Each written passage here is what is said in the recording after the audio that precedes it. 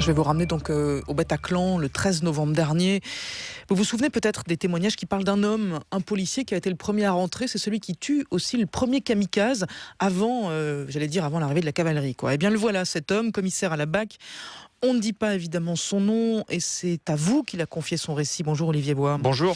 Et vous allez nous raconter tout simplement comment ça commence. Ça commence un soir de Perm et il n'est pas tout seul. Exactement, cet homme c'est un policier du quotidien. Je voulais commencer par là, un policier de la DESPAP, c'est-à-dire la police de l'agglomération parisienne. Je précise ça parce que c'est vrai que pendant les attentats, on parle beaucoup des services d'élite de la BRI, du RAID, du GIGN, qui sont effectivement les services très prestigieux d'intervention. Mais les policiers qui font face en premier aux terroristes, eh bien ce sont ces policiers de la base, ceux qui sillonnent les rues de la capitale et de la proche banlieue.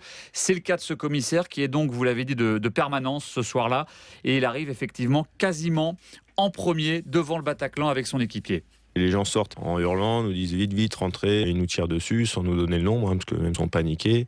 Certains même nous disent dépêchez-vous, il y a ma femme à l'intérieur ou mes enfants sont à l'intérieur. Et donc assez rapidement, en fait, on décide de pénétrer à l'intérieur du Bataclan. Voilà. Donc là, ce qui nous surprend immédiatement, c'est la lumière extrêmement forte qui nous aveugle. Le silence ahurissant, je dirais, parce que quelques secondes avant, il y avait des hurlements, des tirs en rafale de Kalachnikov, des cris.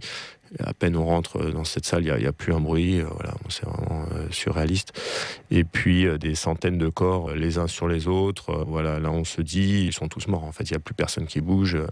Là, c'est un moment d'effroi indescriptible. Là, il faut se rendre compte qu'ils sont rentrés seuls avec uniquement leur arme de service, un gilet pare-balles léger. Il faut donc imaginer là encore le courage dont ils ont fait preuve, parce que ça n'est absolument rien face à des terroristes armés de Kalachnikov. Et justement, d'ailleurs, c'est là qu'ils ont vu l'un des terroristes. Oui, eux sont encore à l'entrée, dans l'entrée de la salle, côte à côte, armes au poing. Ils progressent comme ils peuvent dans le Bataclan. Ils le voient effectivement à 25 mètres.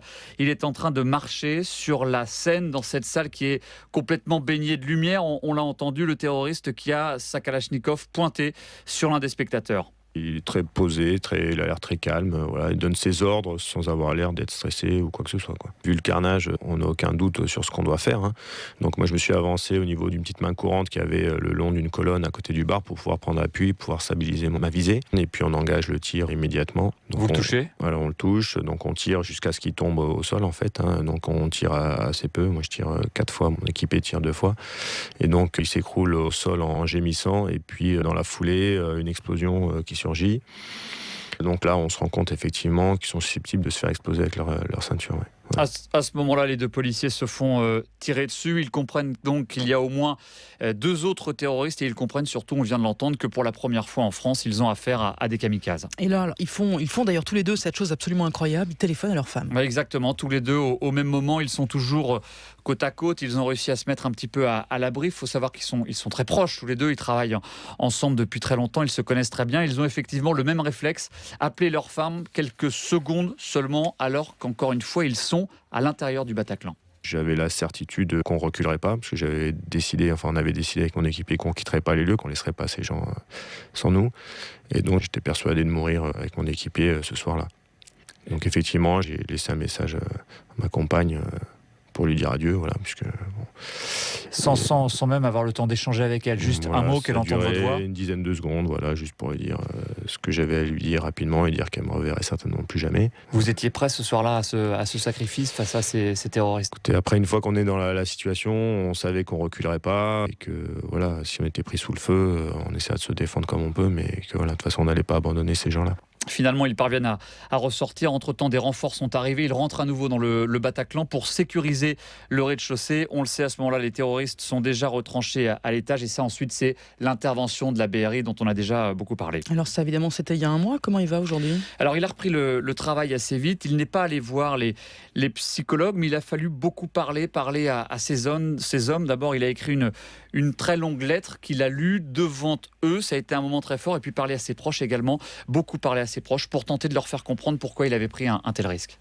Moi, j'ai pas trop de difficulté à le digérer. Je dirais que c'est un peu plus mes proches qui comprennent pas trop qu'on puisse sacrifier sa vie éventuellement pour sauver d'autres personnes. Et puis, d'un point de vue du chef de service, J'ai eu en fait beaucoup de mal ensuite à digérer le fait d'avoir engagé aussi la vie de mes hommes en fait. C'est ça qui a été très dur, je m'en suis pas rendu compte de suite, mais après coup, ils sont tous pères de famille, peut-être certains auraient pu être blessés, voire tués. Du fait de ma décision de rentrer dans le Bataclan SA, en fait ça a été assez dur à intégrer pour moi. Ouais. Après, en tant qu'homme, ce qui me reste de cette expérience, c'est une fusion encore plus importante avec mes troupes, une confiance réciproque, une fierté aussi évidemment d'être à leur tête, travailler au quotidien avec eux. Et puis à titre personnel, évidemment, on voit la vie autrement, hein. C'est-à-dire que quelque part on revit.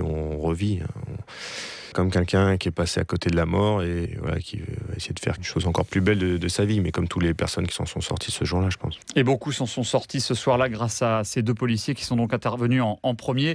Une dernière anecdote qu'il m'a racontée, vous savez, le terroriste sur la scène faisait face à un homme qu'il pointait avec sa Kalachnikov. Ils ont eu peur très longtemps qu'il soit mort dans l'explosion de la ceinture et finalement ils l'ont retrouvé, ils se sont parlé au téléphone, ils vont se voir très bientôt pour échanger. Il attend ce moment avec une grande impatience.